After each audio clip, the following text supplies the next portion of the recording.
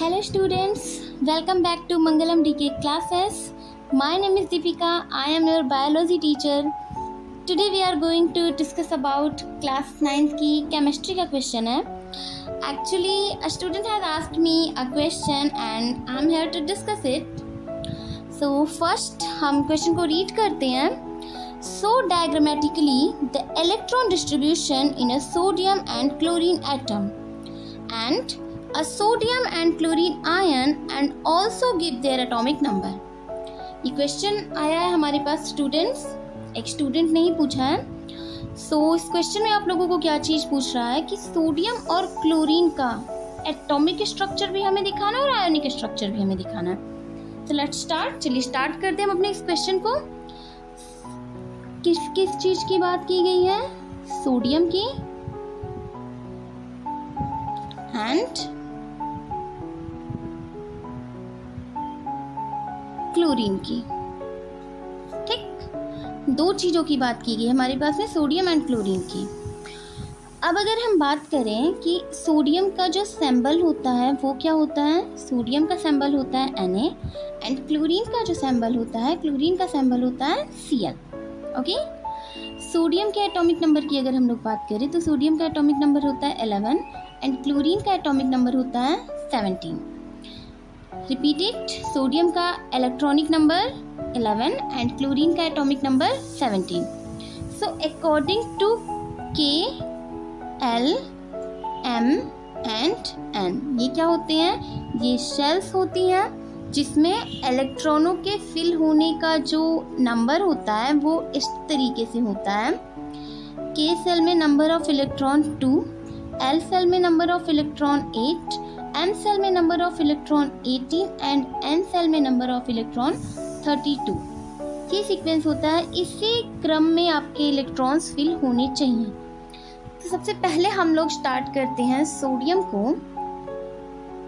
Sodium atomic number 11 is equals to K shell में हमारे पास में नंबर ऑफ इलेक्ट्रॉन्स कितने होने चाहिए? 2.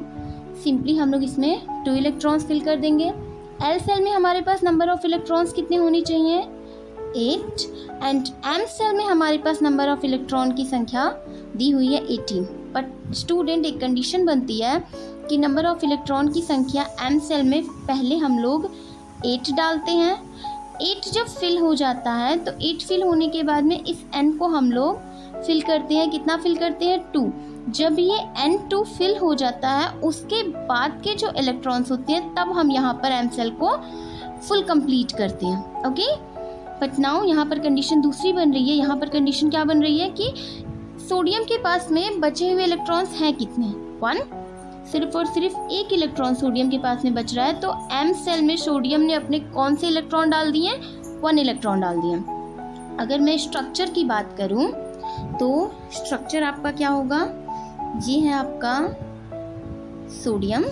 ठीक, अब सोडियम में ये है न्यूक्लियस. न्यूक्लियस जिसमें हमारे प्रोटॉन और न्यूट्रॉन दोनों चीज़ें प्रेजेंट होती हैं.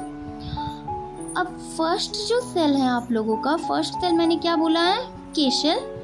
K शेल में नंबर ऑफ इलेक्ट्रॉन कितना है? 2. ठीक, हमने 2 इलेक्ट्रॉन्स दिखा लिए हैं. सेकेंड सेल हमारा क्या आ गया? सेकेंड सेल हमारा आ गया क्लोरीन. क्लोरीन में हमने नंबर ऑफ इलेक्ट्रॉन कितने दिखाने हैं? 8. 1, 2, 3, 4, 5, 6, 7 एंड 8. ये हमारा 8 फिल हो गया. नाउ नेक्स्ट हमारा सेल कौन सा बनता है? M सेल बनता है. और M सेल में नंबर ऑफ इलेक्ट्रॉन कितने होने चाहिए? Number of electron M cell में है आपके पास में 1. तो हमने यहाँ पर 1 फिल कर दिया. अब हमको क्या चीज़ दिखानी है? ये आपका हो गया क्या चीज़? ये आपका हो गया सोडियम एटम. ठीक, अब हम बात करेंगे सोडियम आयन की. तो सोडियम आयन की जब हम लोग बात करते हैं तो यहाँ पर हो गया आपका सोडियम. ये हो गया इसका न्यूक्लियस जिसे हम नाभिक बोलते हैं. फर्स्ट सेल, सेकेंड सेल, अब पहले वाले में हमने 2 इलेक्ट्रॉन डाल लिए, दूसरे वाले में हमने क्या डाल लिया, 8 इलेक्ट्रॉन डाल लिया।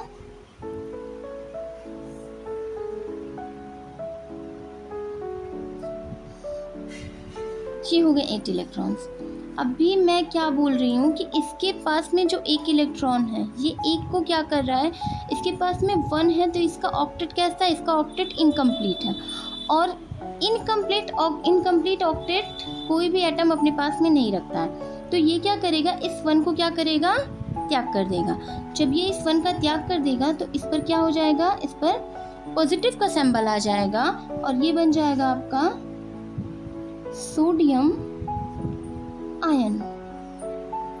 तो ये था आपका सोडियम एटम का स्ट्रक्चर और ये है आपका सोडियम आयन स्ट्रक्चर। सेम ऐसे ही हम लोगों को क्लोरीन का स्ट्रक्चर दिखाना है। चलिए हम लोग थोड़ा सा देख लेते हैं। क्लोरीन की अगर मैं बात करूं तो क्लोरीन का क्या चीज होगा, क्लोरीन के पास में नंबर ऑफ इलेक्ट्रॉन्स कितने हैं, 17। According to KLMN first cell में आपकी 2 इलेक्ट्रॉन फिल हो गई, सेकंड सेल में आपकी 8 इलेक्ट्रॉन फिल हो गए एंड थर्ड सेल में आपके नंबर ऑफ इलेक्ट्रॉन्स 8 फिल होने चाहिए। यहाँ पर हमारे पास में बचे हुए हैं 7। ठीक, नीड इसको कितने की है, नीड इसको 1 इलेक्ट्रॉन की है। तो यहाँ पर हम सबसे पहले एटम को दिखाएंगे, क्लोरीन,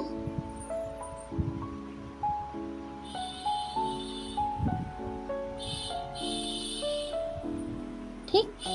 यहाँ हमने फर्स्ट सेल में 2 इलेक्ट्रॉन दिखा लिए, सेकंड सेल में हमने 8 इलेक्ट्रॉन को दिखा लिया एंड थर्ड सेल में हमने क्या किया, 7 इलेक्ट्रॉन्स को दिखा लिया। ये हो गया आपका, क्या हो गया, क्लोरीन एटम।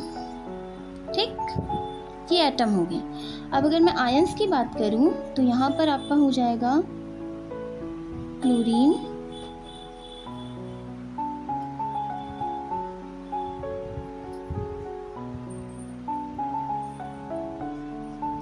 फर्स्ट सेल में 2 इलेक्ट्रॉन, सेकंड सेल में 8 इलेक्ट्रॉन